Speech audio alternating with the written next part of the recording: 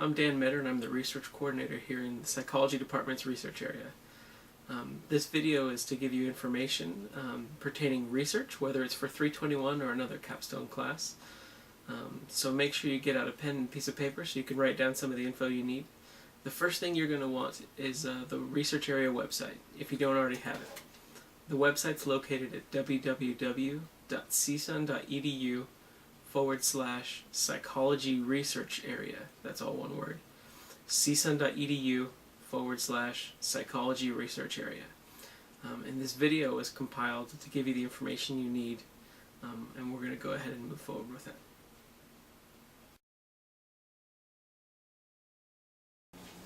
Before we get too much into the details of how SONA systems works and all that, I want to explain some of the research you guys do and some of the requirements that you have. The first thing is your experiments need to be exempt. That means they basically need to be kind of plain vanilla experiments. They can't put students under duress, they can't stress them out and things like that. And there's a couple things you want to do, or you want to do or you can't do in order to make sure that it's exempt. The first thing is you can't let the students ingest anything. So you can't feed them or have them drink anything. Your professor should have gone over that with you, but just in case, that's why I'm here. So no ingestibles. There can't be any graphic stimuli. That's whether it's a video camera, a videotaping thing, whether it is pictures that you're showing them, like some of the IAPS pictures can be pretty graphic, whether it's language, whether it's verbal things that you're doing. Everything has to be pretty tame. It's best to just keep it PG rated so that we don't have to worry about them running out of the room kicking and screaming.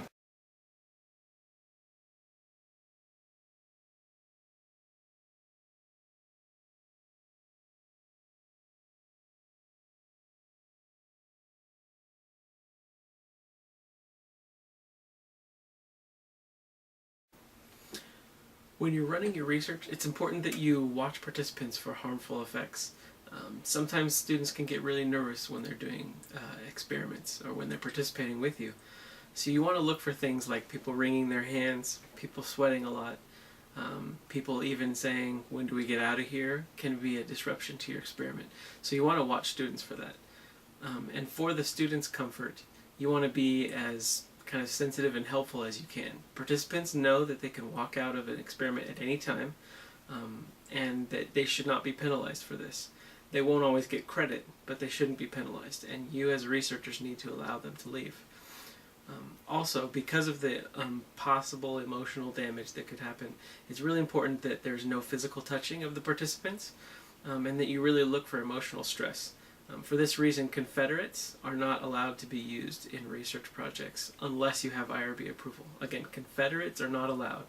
And that's basically somebody who's with your research team trying to trick the participant into doing something slightly different. My email information is pretty simple. You're going to use the PsychPool email address.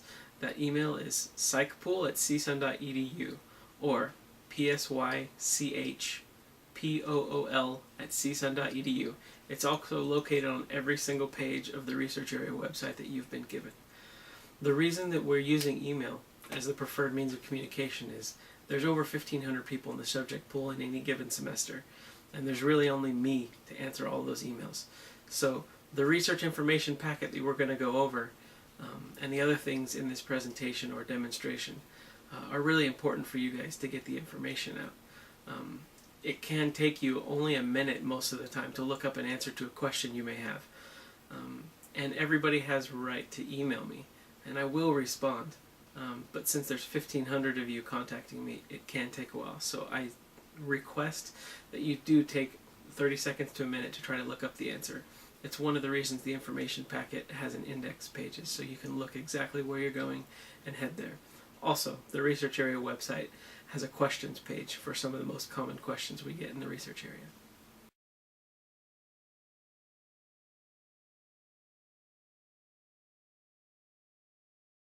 The research information packet is the thing that you really are going to be using the most. Okay, that packet has step-by-step instructions how to use SONA. It has a 4 or 5 page list, like an index that you can use to skip to topics you need. It has pictures if you don't know how to use, the website that we have. It basically has all the information you could possibly want. And it's 70-something pages long, okay? I recommend you download it and save a copy. You don't need to print it, obviously 70 pages long, it's a lot of paper.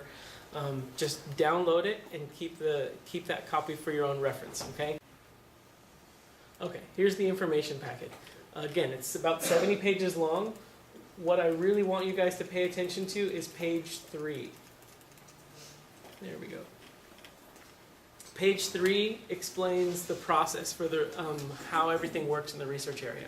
Okay, what you'll notice, the blue are things that your professor's going to help you with. The green are things that I'm helping you with, or things that I do.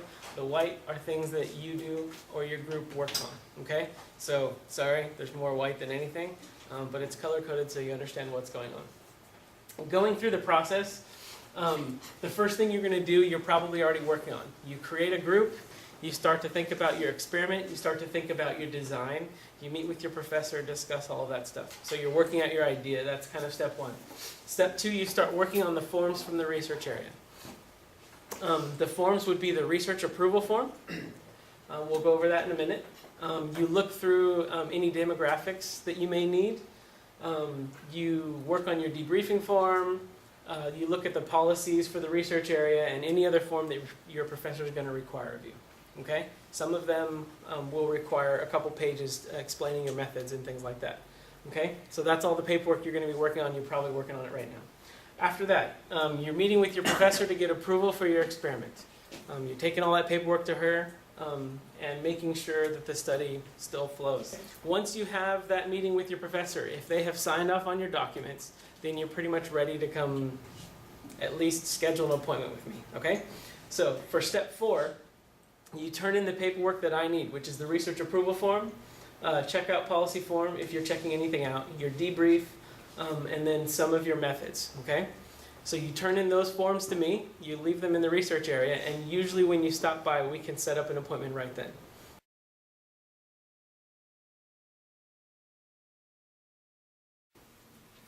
Continuing through the research process, we get to step 6. Step 6 is pretty simple. When you hand me the paperwork, an account will be created for you in SONA. So step 6 is you logging into SONA as the lead researcher and putting in your study information. Remember, everything that's typed into SONA, a participant can see. So be really careful to leave it relatively plain so that you don't give them too many ideas about what's going on. Also, do not enter any room reservation information or any time slots. That'll be handled at the appointment. Just get the study up online, put your basic information in, and save it. Step 7, we're going to move on to your appointment with me. This would have already been set up back at step 5. So this appointment, the whole idea is to get your experiment up and running and finalized so that when you leave the room, your study will be up and you'll be ready to go. Make sure you bring your schedules for every group member for the next 3 weeks. Many times it's hard to get a room reservation and I will need 3 weeks of your schedule. Step 8.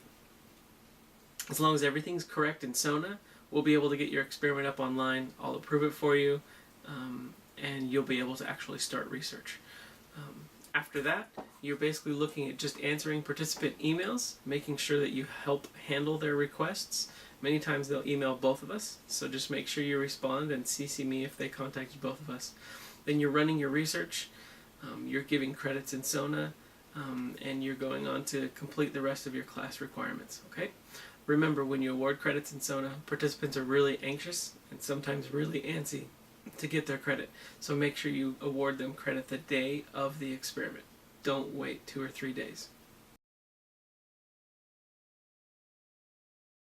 The most important thing about this paperwork is who your contact person is. The contact person, that first line, is basically the researcher in your group that is going to handle all of the contact from me, from the research area, as well as all the contact from the participants. The participants, these lovely people, will be emailing you all kinds of questions. Many of them will be silly. Many of them may not make any sense and you may go, what? You're asking me that question? Like, aren't you in college? Okay? So this contact person gets to have the fun job, okay? You and me answer all their questions about your experiment, okay? And a lot of times, you're the expert on your experiment. I may get an email from them and I forward it to whoever this person is, okay?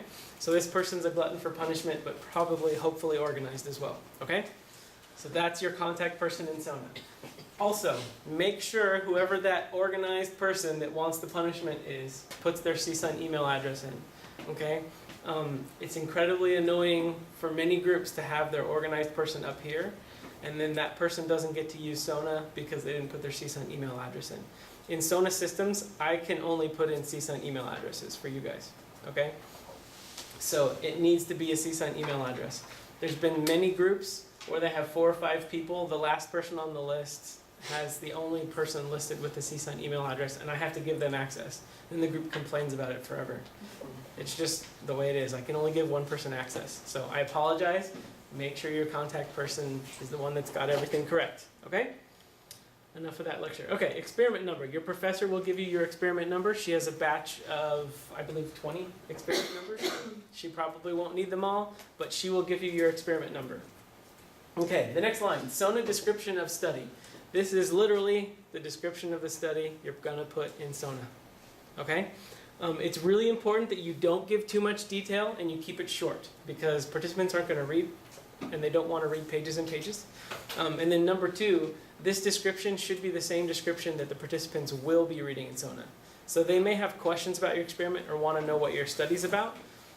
This is where they're going to know what they're going to know until they see your debriefing form afterwards. Okay? So in general, if you're doing a survey or you're working on a puzzle or something, your SONA description would be the participants will be asked to do a puzzle and then answer a short survey. That's it. The next line, pre-screen restrictions. If there's anything you need, like if you're looking specifically for males or females, equal numbers of both, if you're looking for specific nationalities or backgrounds or whatever, or people that get migraines or whatever happens to be in the pre-screen. If you're looking for a specific group of people, you need to write it down there. When planning your experiment or thinking about what kind of pre-screen requirements you are, it's really important to know that the Psychology 150, 250 classes are a cross-section of the university. In general, the psychology classes and the subject pool have about 70% females, and the nationalities are a good representation of the university as a whole as well. So make sure if you're planning an experiment where you need an equal number of males and females, just know that males are going to be harder to come by. There are 70% females in the subject pool. The description of study, the next box. It is a much bigger box, as you'll notice. This is kind of the longer description. This is what I need to know for my official paperwork about what your experiment is, the brief version of the method you're using, as well as whatever other kind of things you're going to use. If you're using pictures, what the picture is. If it's IAPS, exactly the number you're using. Videotaping, whatever. So basically, in general, what you're going to have them do in detail, you can put that under the description of study. And it says for research area because participants will not see that. That's for my paperwork. Number of participants and time per participant will work out with your professor, but in general, you want to keep your experiment short. Specifically, you want to try to keep it under 10 minutes. Okay, that would be really important because the 15-minute time block that you have, you're going to have to take students in the room. You're going to have to speak to them, and then you're also going to have to like kind of shoo them out, as well as talk to them about crediting or any other questions they have. And a lot of times that organizational stuff could take a couple minutes. So please try to get your study under 10 minutes and make sure you practice it a couple times so you don't run over.